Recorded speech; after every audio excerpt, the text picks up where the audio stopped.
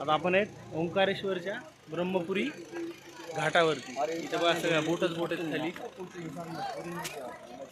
त्या बोटीतून आपण एका टोकावरून त्या दुसऱ्या टोकावर जाऊ शकतो. आणि मंदिर ते तिकडे आहे बघा, महादेवाचं मेन मंदिर त्या तिकडच्या टोकावर. अपन बोट में सुधा जाऊ सकते, बोट से भी जा सकते हैं, और अपन वो जो ब्रिज दिख रहा है वो ब्रिज के ऊपर से भी जा सकते हैं वहाँ पे. अब आपण जाऊया तिकडे ब्रह्मपुरी घाटावर. इथे दोन अजून एक गोमुख नावाचा घाट आहे. फोटो काढण्यात बिजी दोघं. फोटो आल्यावरती काढू आपण. चला मेन ब्रिजवरती ओंकारेश्वर.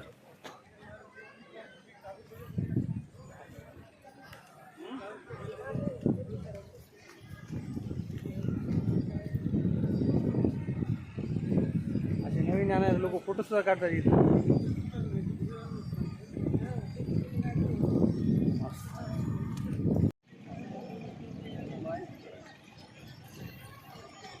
हे ब्रिज लिटरली हलत आहे पूर्ण.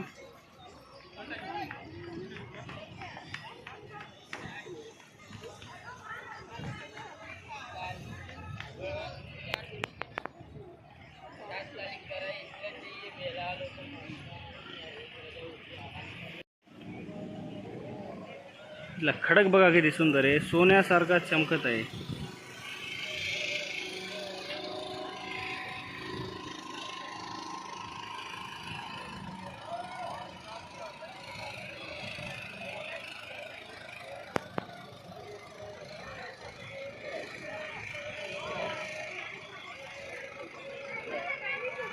तो एक ब्रिज आहे आणि आपण ज्या ब्रिजवरती उभे ते एक ब्रिज आहे. आणि हे इकडे मंदिर आहे मेन.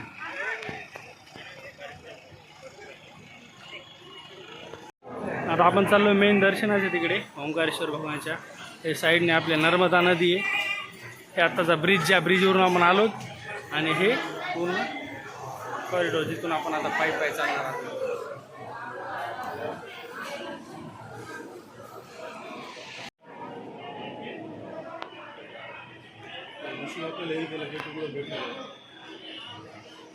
हे गोमुख घाट दुसरा,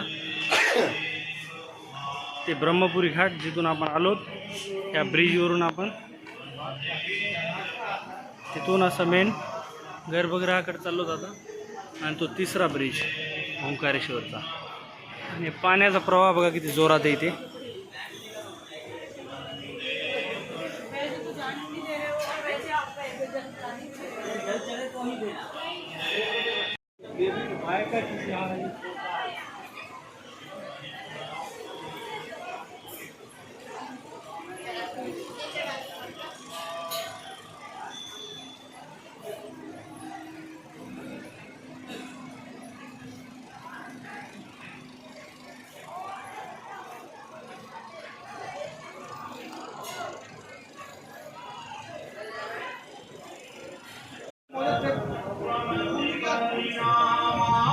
आज सोमवार आहे आणि सोमवारचा आपण ओंकारेश्वर भगवानच्या दर्शनासाठी आलेलो आहे. आज जास्त गर्दी नसल्यामुळे आपण डायरेक्ट 7व्या फ्लोअरवरती आहे. तिथे माझा मित्र हा याच्या अगोदर इथे आलेला आहे.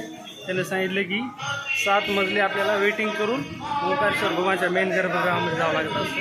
आज गर्दी नसल्यामुळं नर्मदा नदीचे आपण सगळं फोटो व्हिडिओ काढून डायरेक्ट मंदिरात आलेलो.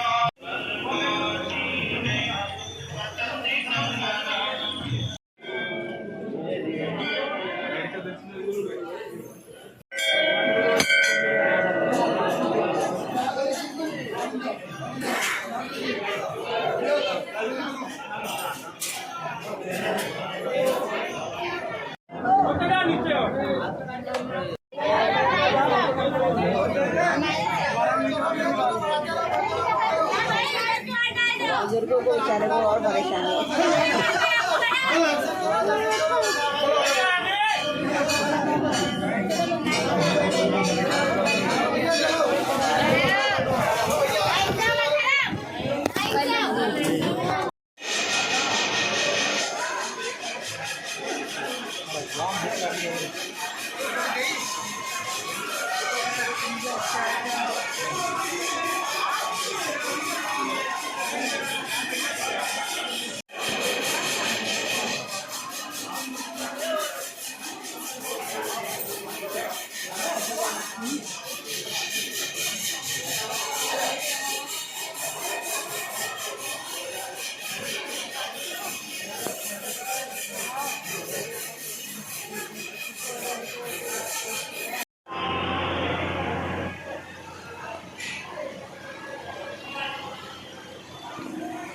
तिकडे गोमुख घाट, ते ब्रह्मपुरी घाट तिकडे. त्या ब्रिजवरून आपल्याला ओंकारेश्वर भगवानच्या मेन गर्भगृहात येता येते.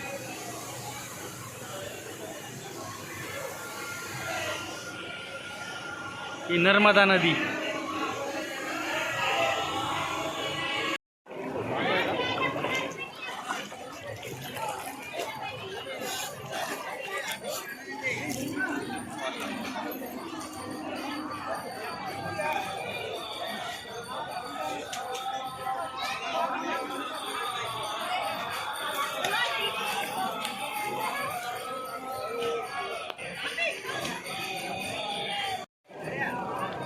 ओंकारेश्वर नर्मदा नदी घाट. किती मासे आहेत.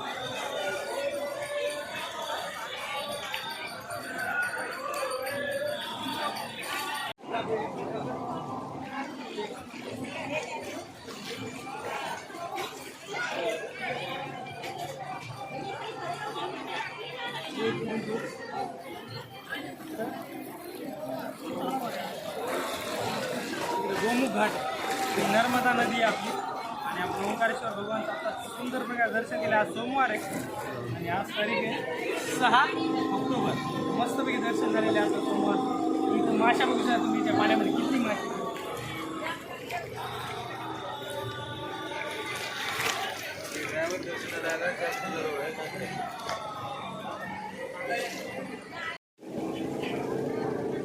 ओंकारेश्वर ज्योतिर्लिंग. आता आपण ओंकारेश्वर ज्योतिर्लिंग हे जे आहे ना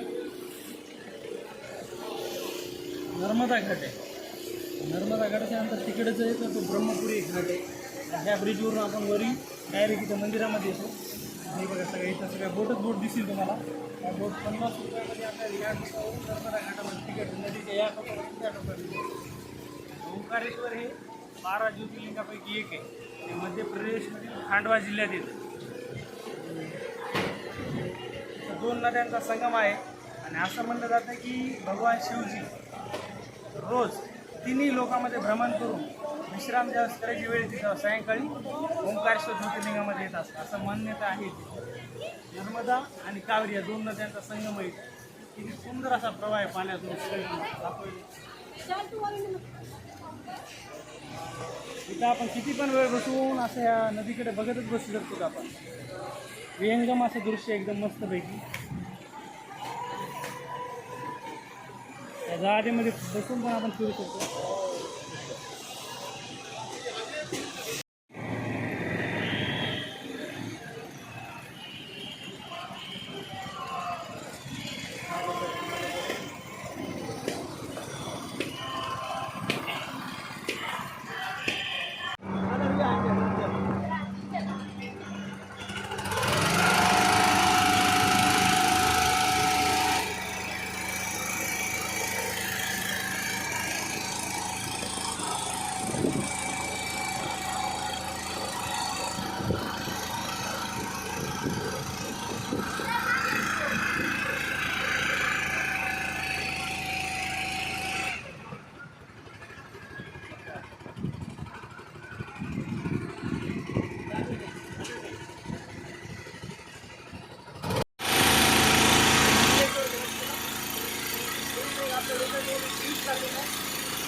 डॅम आहे.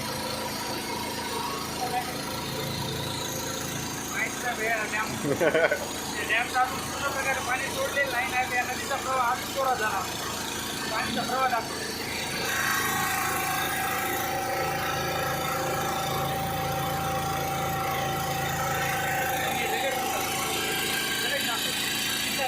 लगेच आपण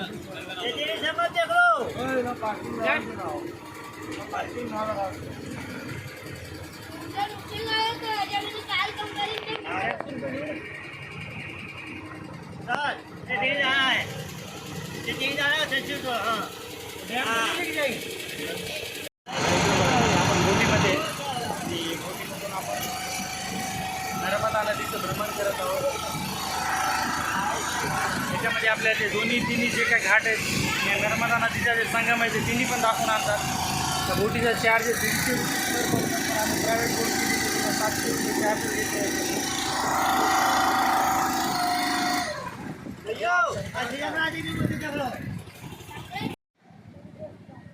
ओंकारेश्वर ज्योतिर्लिंग आता आपण मध्य प्रदेशच्या खंडवा जिल्ह्यातील ओंकारेश्वर या ज्योतिर्लिंगाला आलेलो आहे. हे 12 ज्योतिर्लिंगापैकी एक ज्योतिर्लिंग आहे आपल्या भारतात.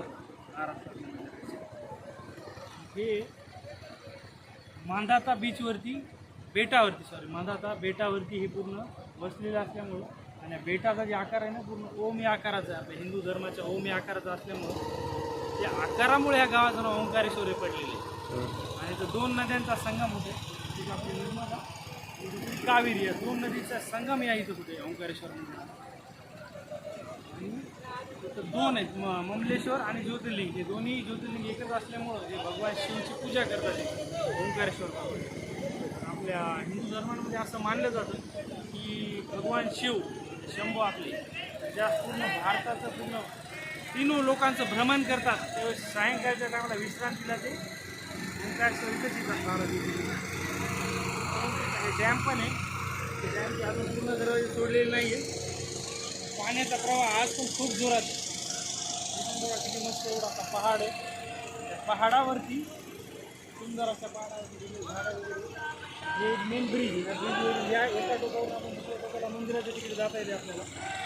ते तिथे जे आहे ना तुम्ही आता बघायला ते तिथं आपलं आपलं भगवान शिवचं मंदिर आहे ओंकारेश्वर ज्योतिर्लिंग. हे 12 ज्योतिर्लिंगापैकी एक आहे आपल्या भारतात. इथला खडक पण तुम्ही बघा. एक खडक काहीतरी वेगळा असतं.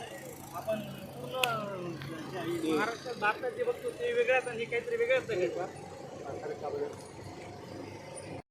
नर्मदा आणि कावेरी नद्यांच्या संगमावर स्थित असलेलं ओंकारेश्वर 2 पवित्र दऱ्या आणि नर्मदेच्या पाण्याच्या विलिनीकरणामुळे आणि हिंदू धार्मिक प्रकृतीचे ओमचे स्वरूप देण्यात आलेले आहे. याचे नाव ओंकारावरून करण्यात आलेले आहे. भगवान शिव यांचे नाव आहे. मांधाता बेटावर स्थित ओंकारेश्वर हे 12 ज्योतिर्लिंगापैकी एक आहे. येथे ओंकारेश्वर आणि अंकेश्वर हे 2 प्राचीन मंदिर आहेत. तीर्थक्षेत्रांव्यतिरिक्त पवित्र शहरामध्ये स्थापत्य आणि नैसर्गिक सौंदर्य देखील इथे भरपूर आहे. मध्य प्रदेशमध्ये स्थित ओंकारेश्वर हे भारतातील सर्वात पवित्र शहरांपैकी एक आहे जे ओम प्रतीक चिन्हाच्या आकारासारखं आहे. संपूर्ण परिसर तुम्ही बघू शकता डोंगरांनी वेढलेला आहे आणि ते एक अतिशय सुंदर असं दृश्य तयार करतात. ओंकारेश्वर खूप चांगलं आणि इथं बहुतेक असे मंदिर शिवभगवानचे आहेत. संपूर्ण भारतातील सर्वात पवित्र मंदिरापैकी एक ओंकारेश्वर ज्याचं आपण आता दर्शन करत आहोत.